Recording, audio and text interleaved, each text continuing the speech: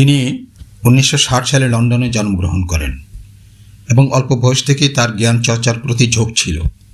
প্রাথমিক শিক্ষা তিনি ব্রিটেনেই লাভ করেন। ইসলাম ধর্ম গ্রহণের পরে ক্যামব্রিজ বিশ্ববিদ্যালয় থেকে আরবি ভাষায় উচ্চতর শিক্ষা গ্রহণ করেন।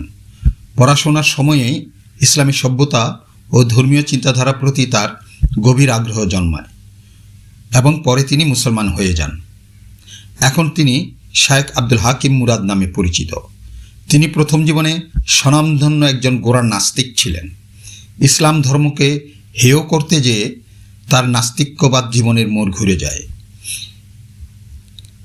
একদিন ইংল্যান্ডে একজন দরিদ্র সোমালি মুসলিম নারী, যার নাম ছিল ফাতেমা, সে অভাবের তাড়নায় রেডিও স্টেশনের সাহায্যমূলক একটি অনুষ্ঠানে ফোন করেন।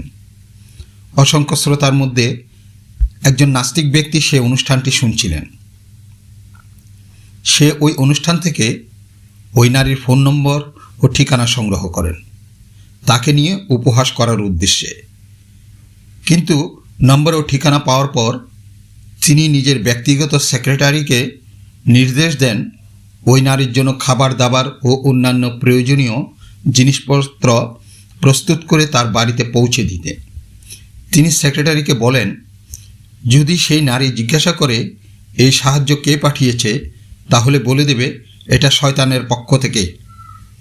সেক্রেটারি যখন ওই নারীর বাসায় পৌঁছান, তখন সেই অসহায় নারী সাহায্যের জিনিসপত্র দেখে আনন্দে ভরে ওঠেন। সেক্রেটারি তাকে জিজ্ঞাসা করেন, তুমি এত খুশি, তুমি কি জানতে চাও না এই জিনিসগুলো কে পাঠিয়েছে?